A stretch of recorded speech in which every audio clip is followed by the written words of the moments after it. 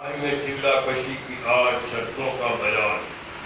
شرط خلوت حشر آمد در نشست اربعین، بے شرائط کار کردن پر خطا کا بالیقین۔ ترجمہ: تنہائی میں جلال 40 دن بیٹھ کر کسی شکل میں مصروف رہنے کی 8 شرطیں ہیں۔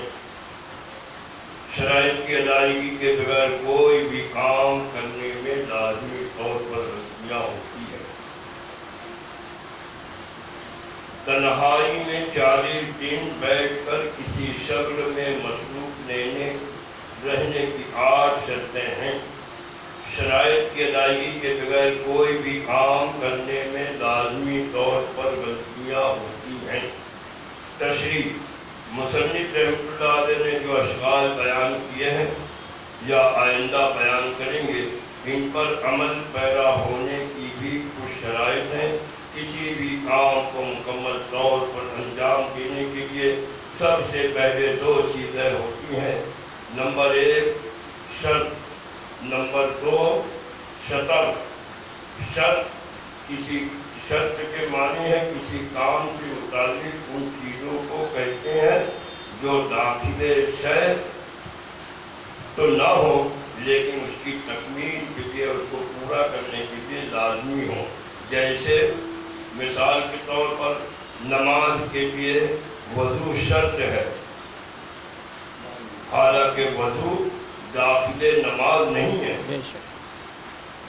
وضو داخل نماز نہیں ہے، لیکن بحالت صحت وہ عدم عذر بغیر وضو کے نماز نہیں ہوتی۔ کسی کو شرط شے کہتے ہیں۔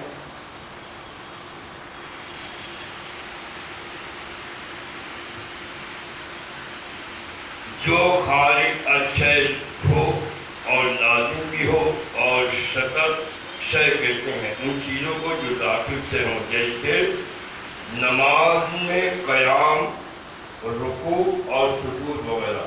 اسی طرح سالک یا کسی شکل کا ارادہ کرے تو اس کے لیے ضروری ہے کہ وہ داخلی کیفیات کے علاوہ خارجی قواعد اور شرائط کا بھی لحاظ ہو۔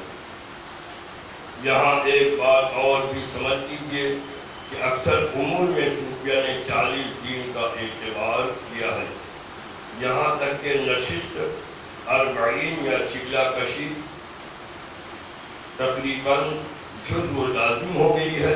اس کی وجہ یہ ہے کہ حضرت ابن عباس رضی اللہ تعالیٰ عنہ سے روایت ہے کہ رسول اکرم نور مجسم صلی اللہ تعالیٰ علیہ وسلم نے فرمایا، جو شخص 40 دن تک خلوص کے ساتھ اللہ تعالیٰ کے لیے خلوت اختیار کرے تو علم کے چشمے اس کے قلب سے جوش زن ہو کر اس کی زبان سے ظاہر ہوں گے۔ اس کے علاوہ 40 کے عدد کو بہت سی جگہ مانا گیا ہے، جیسا کہ عقل انسانی بھی 40 سال میں مکمل ہوتی ہے۔ انسان کی عقل بھی مکمل ہوتی ہے، پکی ہوتی ہے، اور نطفہ بھی شکم مادر میں 40 دن کے وقفے سے مختلف شکل اختیار کرتا ہے۔ سمجھدار کیا بتا رہے ہیں؟ بہرحال 40 دن کی تعین کی بنیاد یہ تمام چیزیں ہیں۔ ان 40 چیزوں میں، ان 40 دن میں جو شرائط صوفیہ حضرات نے مقرر فرمائی ہے، ان کے مطابق ہی شکل میں مشغول ہونا چاہیے۔ اگر اپنی مرضی سے اصلاح میں قدم رکھا گیا تو غلطیوں کا بہت زیادہ امکان ہے، جس کے سبب منزل سے قریب ہونے کے بجائے دوری ہو جائے گی، اور مرشد کامل کی نگرانی میں شرائط کے ساتھ مشغول ہونے میں کامیابی کی راہ کھلتی ہے۔ چلے کے لیے جب بیٹھے ہو تو اپنے پیر سے اجازت لے لو، جب وہ اجازت دے تو چلے کے لیے بیٹھ سکتے ہو۔ در نشست 40 باسی بجن از دشمنا، بے صلاح و دیگ خنجر نیست ممکن فتح ہاں۔ ترجمہ: चिल्ला कशी में तो गोया दुश्मनों से बाकायदा जंग करनी पड़ती है और तलवार और खंजर से मुसल्लह हुए बगैर दुश्मन पर कामयाबी हासिल करना मुमकिन है। तशरीह, ये तो पहले मालूम हो चुका है कि कल्ब इंसान का दिल, नफ्स और रूह से इबारत है। इंसान का दिल नफ्स और रूह से इबारत है। नफ्स में कसाफत है, नफ्स में कसाफत है, मैलापन है, गंदापन है, और रूह में लताफत है, बिल्कुल पाक और साफ है। और कल्ब ताजुनात, कल्ब तजालियात, बारीकी मुशाहिदे का मरकज जब भी होता है जब उससे कसाफत को दूर करके लताफत रूही के ताबे कर दिए जाए, उसी को तस्बीह कल्ब कहते हैं। इस तरीके से हम और आप हर के जिक्र में जिक्र जल्दी करते हैं, ला इलाहा इल्लल्लाह, ला इलाहा इल्लल्लाह, ला इलाहा इल्लल्लाह, ला इलाहा इल्लल्लाह, ला इलाहा इल्लल्लाह, ला इलाहा इल्लल्लाह, ला इलाहा इल्लल्लाह, मुहम्मदुर रसूलुल्लाह सल्लल्लाहु अलैहि वसल्लम। ये जिक्र जदी है। ये जिक्र जदी करने से कल्ब जो है, नफ्स जो है साफ होती है। नफ्स में जो मैलापन होता है, गंदगियाँ होती है, नापाकियाँ होती है, ये दर्द से पाक होती है और कल्ब जो है साफ होता है। उसी को तस्बीह कल्ब कहते हैं।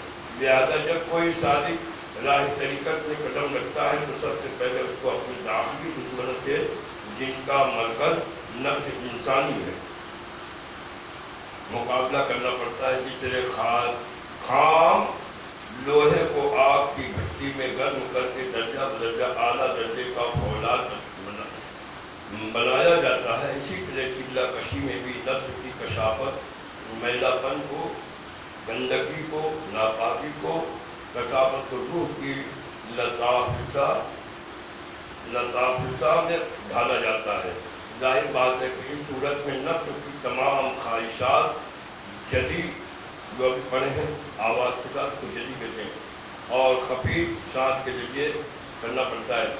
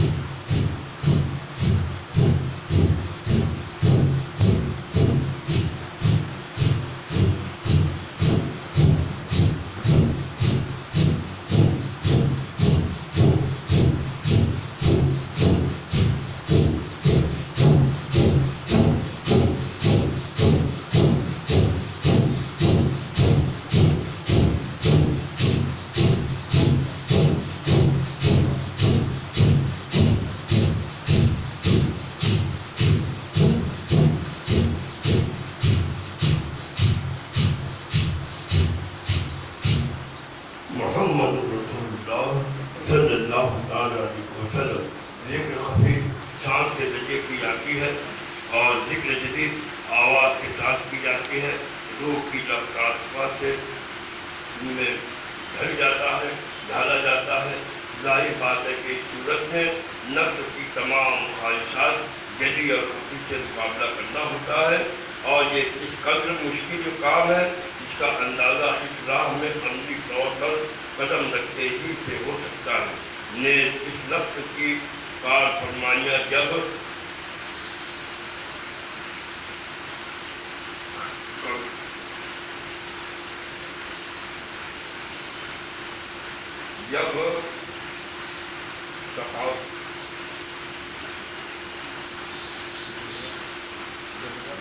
जलवत में इस कद्र तो खलवत में तो और भी कहीं ज़्यादा होती है। जिस तरीके से جب ذکر کرنے سے جلال کیفیت میں جلوہ نظر آتا ہے اس قدر میں، تو خلوت میں تو اور بھی کہیں زیادہ ہوتی ہے. پورے نفس کی ذکر خفی کرتے کرتے پورا جسم پاک ہو جاتا ہے تو اور بھی کہیں زیادہ ہوتی ہے. اس لیے اتنے بڑے دشمن کے مقابلے کے لیے چلہ کشی ایک میدان گاہ کی حیثیت رکھتا ہے اور میدان جنگ نشست ہے. اربعین میں دشمن کو شکست دینے کے لیے اسلحہ کی ضرورت پیش آتی ہے. اگر دشمن صورت مادی سے تعلق رکھتا ہے تو اس کے مقابلے کے لیے اسلحہ بھی مادی درکار ہوتی ہیں، اور دشمن غیر مادی ہے تو اس کے مقابلے کے لیے ہتھیار بھی اسی قسم کا درکار ہوں گے، تبھی مخالف کے مقابلے میں کامرانی ہو سکتی ہے. ذکر خفی جو کیا جاتا ہے اور ذکر جدی کیا جاتا ہے اپنی نفس کو پاک کرنے کے لیے.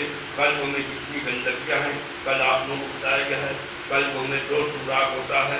اوپر کا جو سوراخ ہوتا ہے وہ نفس کا ہوتا ہے، اور قلب کے نیچے جو سوراخ ہوتا ہے وہ روح کا ہوتا ہے. اس کا تعلق اللہ کے ذکر سے ہوتا ہے. تو پہلا جو نفس ہے، پہلا جو سوراخ ہوتا ہے اس کو ذکر جدی سے پاک اور صاف کیا جاتا ہے تو وہ گندگیاں پاک ہوتی ہے. پھر وہ سوراخ کھلتا ہے، پھر اللہ کا ذکر کرتے ہیں تو سوراخ کے اندر داخل ہوتا ہے، دوسرے سوراخ میں جاتا ہے قلب کے، اس میں روح کا اثر رہتا ہے. وہی ذکر سے پورے قلب میں نور پیدا ہوتا ہے، قلب پاک ہو جاتا ہے، قلب آئینہ ہو جاتا ہے.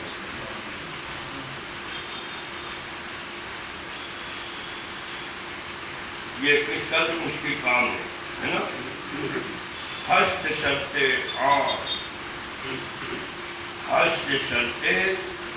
ضروری مثل تیغ و وہم سنا، گیر اول پس بشو قائم بجنگ بے دشمنا، بجنگ دشمنا.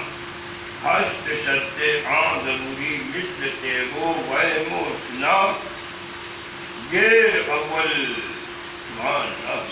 گیر اول پس بشو قائم بجنگ بے شمار، بے بجنگ دشمنا.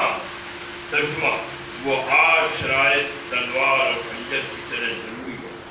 پہلے ان سے مسلح ہو کر دشمنوں کے مقابلے میں ڈٹ جاؤ. تشریح: یعنی جس طرح ایک مجاہد میدان جنگ میں اسلحہ سے مسلح ہو کر دشمن کے مقابلے کے لیے جاتا ہے، اسی طرح سالک کو بھی ان روحانی اسلحے سے مسلح ہو کر راہ معرفت میں قدم رکھنا چاہیے. اس لیے کہ نفس کا تعلق جن دلچسپیوں اور خواہشوں سے ہے وہ ایسے مہلک دشمن ہے جو ہر لمحہ مسلح رہتے ہیں. اس لیے ایسے چالاک دشمن کے مقابلے میں مکمل طور پر مسلح ہو کر ہمہ وقت چوکنا رہنا پڑتا ہے، ورنہ یک لمحہ غافل بودم وسط سالہ منزل تو شد دور شد. اگر اس میں ایک مسلح کیا ہے، مقابلہ کس کا ہے؟ دشمن کا ہے. کون سے دشمن ہے؟ نفس کا. ہم اپنے نفس سے مقابلہ کرتے ہیں، نفس ہمارا دشمن ہے. نفس کو مقابلہ کیسے کرو گے؟ جب ذکر میں زیادہ رہو گے، خاص الفاظ زیادہ کرو گے، ذکر خفی کرو گے، ذکر جلی کرو گے تو نفس کا تم مقابلہ کر سکتے ہو. نفس کا مقابلہ خود ہی کرنا ہے، اپنے آپ کو کرنا ہے. اور اس کا مقابلہ دشمن کیوں ہو جاتے ہیں؟ ساری دنیا کے لوگ سب دشمن ہو جاتے ہیں. ہاں، سب دشمن ہو جاتے ہیں. اس طرح وہ میدان ہے، جنگ میں رہتا ہے، مسلح رہتا ہے، وہ مجاہد رہتا ہے، اس کو مرد مجاہد کہتے ہیں. سمجھ آ گیا؟ کیونکہ خواہش چاہتی ہے کہ دنیا میں یہ کر لوں وہ کر لوں، ہے نا. لیکن اللہ والے جو اپنے لفظ کو نکل دیتی ہے، دنیا داری نہیں چاہیے. اللہ اور رسول کے حکم تعریف ہم اپنی دنیا کو بنائیے. جیسا کہ اللہ اور رسول نے حکم دیا ہے، ان کے حکم کے مطابق ہم دنیا بنائیں گے تاکہ دنیا میں بھی ایمان کی حفاظت ہو، ایمان کی شناختی ہو، ایمان کی حفاظت ہو. عمل بہت ضروری ہے. بعض الفاظ کرو گے تو پاؤ گے، ذکر خفی کرو گے تو پاؤ گے، ذکر جلی کرو گے تو پاؤ گے. یہ منزل پار کرنا ہے تو اجازت لے کر ہی جاؤ. سیکھنے کے لیے بیٹھو تو اپنے لیے سے اجازت دو اور لے کر جاؤ. تب یہ قدم اٹھاؤ. اس میں مرد مجاہد کو کامیابی و کامرانی ملتی ہے, دین کی مدد ملتی ہے, روحانی مدد ملتی ہے اور ہر طرح سے اس کو مددگار دین کے تصور میں مدد ملتی ہی رہتی ہے. تصور جتنا مضبوط رکھو گے اپنے دین کا اتنا ہی کامیاب رہو گے. نفس تم پر غالب نہیں ہوگا بلکہ تم نفس کو کچل دو گے. نفس پر تم غالب ہو جاؤ گے. کبھی جو بولی تھی وہ نہیں کرو گے بلکہ ہمارے پیر میں جو کہیں گے وہی کریں گے. سمجھ آ گئے؟ یہ جیسا کریں گے کہیں جیسا فرمائے ہم ویسا ہی کریں گے. سمجھ آ گئے؟ یہ اللہ اور رسول کا حکم رہتا ہے. جیسے کلام پاک میں اطیعوا اللہ واطیعوا الرسول واولی الامر منکم, اللہ کی اطاعت کرو اور رسول اللہ صلی اللہ علیہ وسلم کی اطاعت کرو اور واولی الامر منکم, حاکم کی. حاکم کون؟ پیر ہے, اولیاء کرام ہے, بزرگان دین ہے. ہم اپنے پیر کے حکم پر چلیں, اس میں کامیابی کامرانی ہے کیونکہ ہم نے ان کے ہاتھ میں ہاتھ دیا ہے, بیعت کیے ہیں, ہاتھ میں ہاتھ کیے ہیں. جیسا کہ کلام پاک میں ارشاد ہے ید اللہ فوق ایدیہم, اللہ کے ہاتھ میں ہاتھ دو. اللہ کا ہاتھ اللہ والوں کے ہاتھ میں ہاتھ دو. اللہ کا ہاتھ بن جاتا ہے, ان کی زبان بن جاتا ہے, ان کی آنکھ بن جاتا ہے, ان کا ہاتھ بن جاتا ہے, ان کی زبان بن جاتا ہے.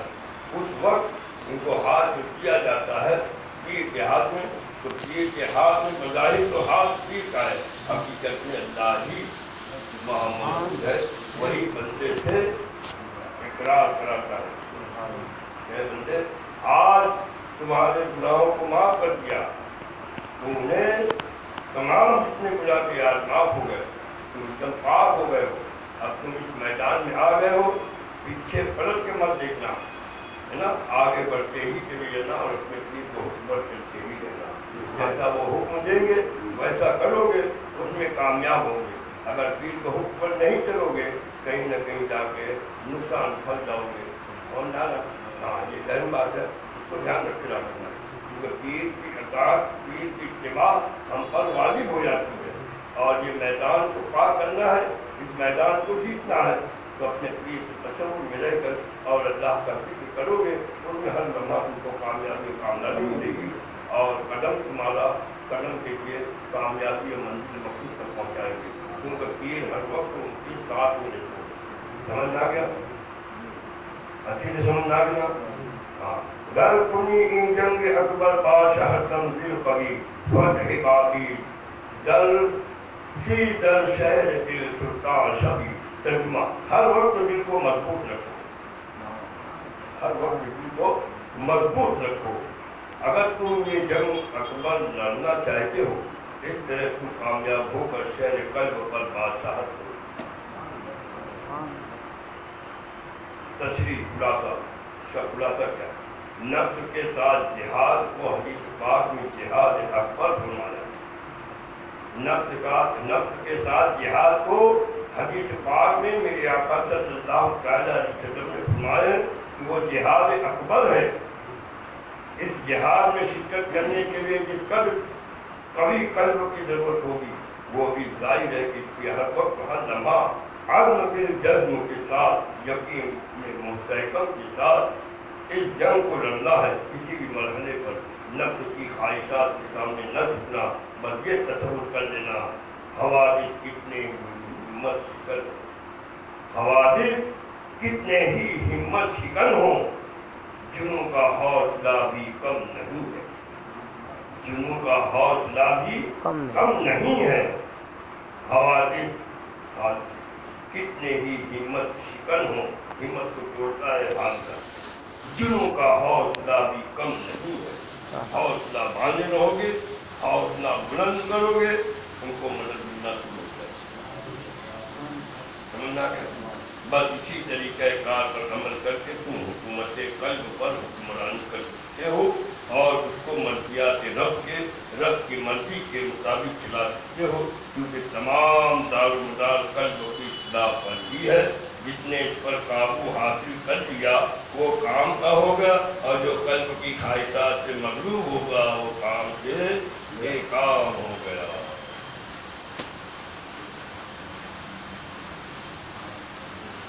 قلب کو مضبوط کی زبان ہے. قلب کب مضبوط ہو؟ جب تم اپنے پیر کو تصور میں رہو گے تب. ہر فعل اپنے پیر کے تصور میں ہوگا تو کامیابی ہے، ورنہ کامیابی نہیں. معلوم کیا چیز بسم اللہ الرحمن الرحیم. اللهم صل على سيدنا ونبينا وشفيعنا وحبيبنا ومولانا محمد الصلاة والسلام عليك يا رسول الله صلى الله عليه وسلم.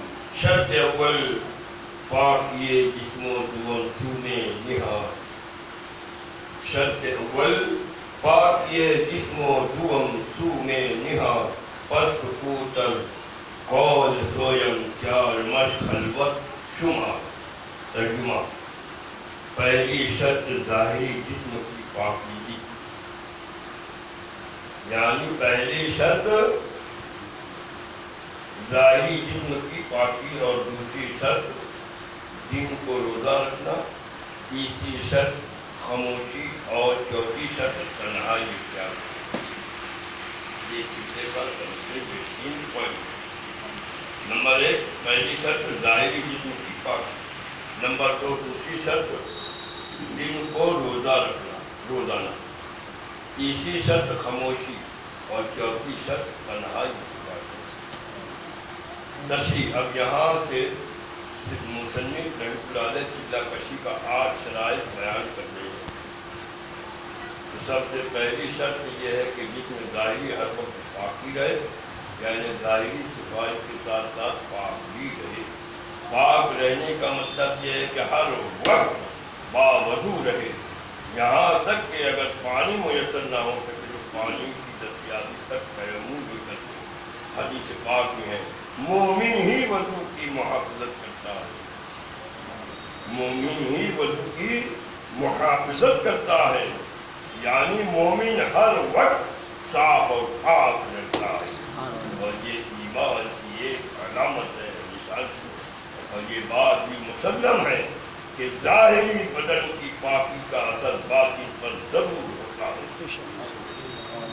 ایک دوسری حدیث پاک میں حضور اکرم نور مجسم صلی اللہ علیہ وسلم نے فرمایا ہے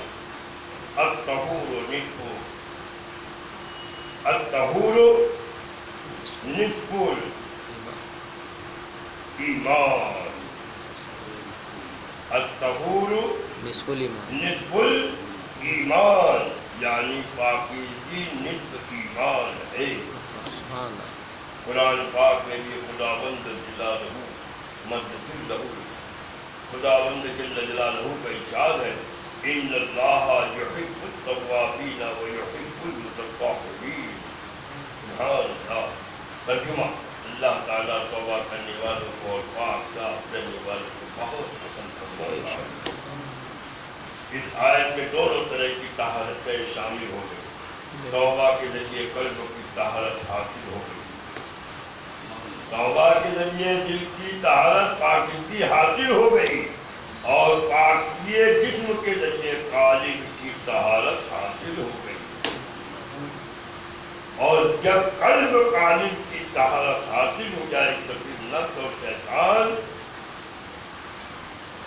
علیہ لعنہ کا سالک پر زور نہ چل سکے گا.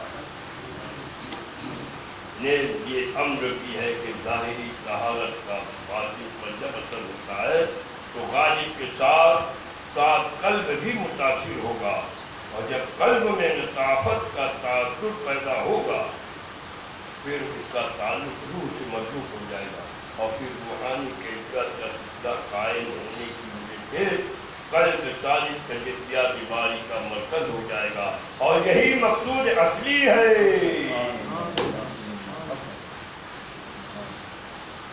دوسری شرط یہ ہے، یہ پہلی جو شرط بتائی ہے، اب یہ دوسری شرط.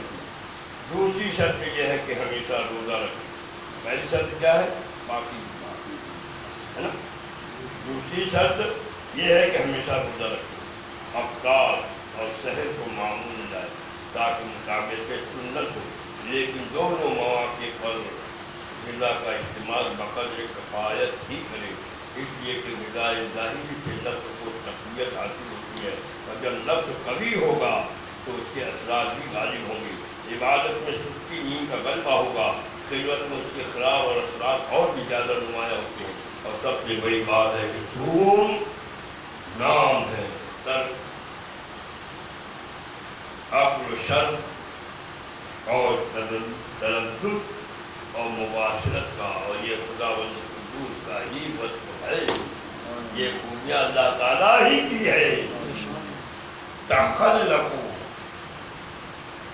بأخلاق اللہ، تخلقوا بأخلاق اللہ کا نمونہ بنا رہتا ہے، اور رحم کے باری کے بہت ہی قریب اس کا مطلب ہوتا ہے نا۔ دوسری شرط کیا ہے؟ روزہ ہے۔ اب تیسری شرط خاموشی اختیار کرنا۔ خاموش رہنے کا مطلب یہ ہے کہ ذکر اس میں ذات کے علاوہ کسی دوسرے امر میں اپنے وقت کو استعمال نہ کرنا ہے۔ اگر بالفرض ضرورت بھی پیش آئے تو حد ضرورت ہی کلام کرے۔ عام طور پر بھی کثرت کلام کی کوئی امر مستحسن نہیں، پھر نشست اربعین میں تو اس کا خاص خیال رکھنا ضروری ہے کہ ہر لمحہ ہر وقت صرف اسی کا یاد غلبہ ہو، ان کا ذکر، ان کی تمنا، ان کی یاد، ان کا ذکر، ان کی تمنا، ان کی یاد۔ وقت کتنا قیمتی ہے آج کل۔ تیسری شرط کیا ہے؟ خاموشی۔ اب چوتھی شرط تنہائی اختیار کرنا۔ چندہ کشی کی ایک شرط یہ بھی ہے کہ دنیاوی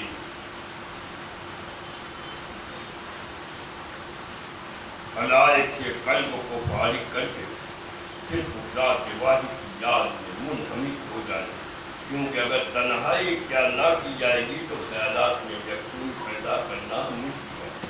دنیاوی مساوی سے جب تک قلب اور دماغ خالی نہ ہوں گے اس وقت تک ہجوم افکار کی وجہ سے لذت ذکر فکر میں پہلیاب بننا مشکل ہے۔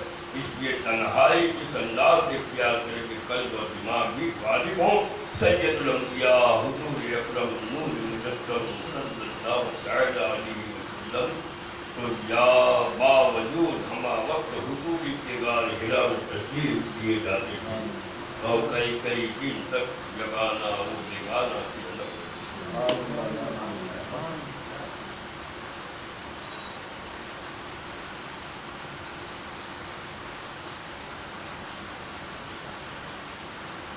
ربط دائم ہم ربط دائم پنچمی شد نفی خاطر بادت این آمدہ شرط سسم ربط دل دان ہفتمی۔ ترجمہ: پانچویں شرط کیا ہے؟ پانچواں شرط بتایا جا رہا ہے۔ پانچواں شرط ہمیشہ ذکر میں مشغول رہنا اور دل سے خطرات کی نفی کرنا۔ چھٹی شرط ہے اور ساتویں شرط مرشد سے قلب کا رابطہ رکھنا۔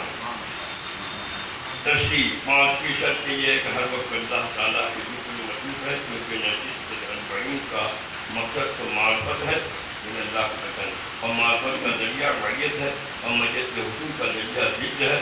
حدیث پاک میں ہے انا جلیس من ذکرنی، یعنی میں اس کا ہم نشین ہوں۔ اللہ تعالیٰ ہر وقت بندے کے ساتھ ہے، اس کے جب وہ ذکر کرنے کا ارادہ کر دیتا ہے ہر زمان اللہ موجود رہتا ہے۔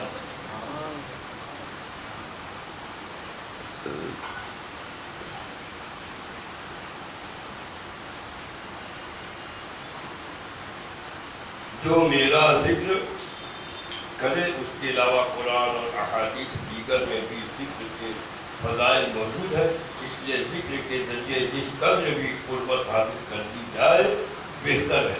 چھٹی شرط یہ ہے کہ دل میں خطرات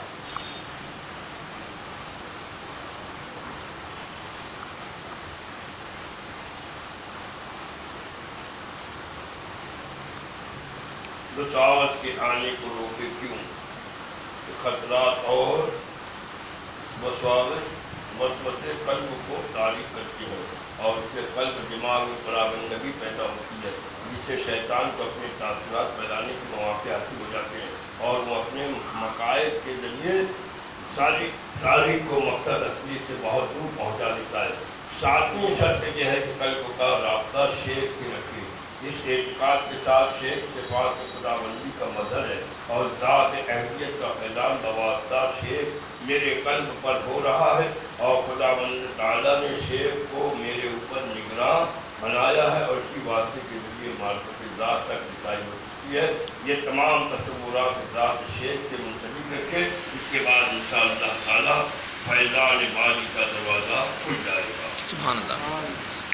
شرط ہستم ترک الفاظ، شرط ہستم ترک اغراض از قضائے کی بگاڑ، شرح کردم شرط قیمت ہائے ہر جب یاد ترجمہ۔ آٹھواں شرط یہ ہے کہ اپنی تمام خواہشات کو حکم خدا کے سپرد کر دے۔ میں نے سیدھے میں بیٹھنے کی شرائط بیان کر دی ہے، ان کو یاد رکھو۔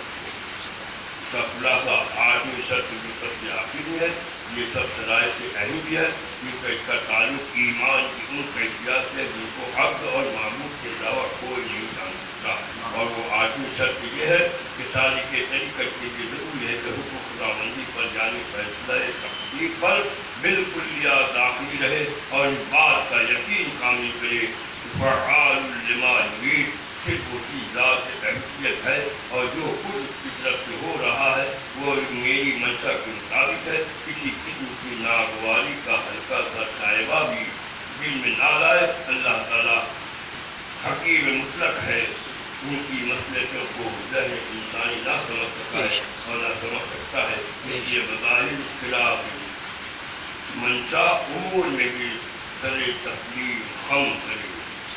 ترک اغراض کا یہ مطلب نہیں کہ پروردگار سے دعا اور مناجات کا سلسلہ منقطع کر دی جائے، مطلب دعا کرتے رہنا اور دعائیہ اشعار سے اور دعا کرتے رہنا، بلکہ اس کی بے نیازی کے سامنے اپنی نیازمندی کا اظہار کرنا ہمیشہ ضروری ہے۔ اور جو بھی اس دربار سے بھی ٹوٹ جائے اس کو سر آنکھوں پر رکھ کر اظہار تشکر ضروری ہے، دنیا طلبی نہ کرے۔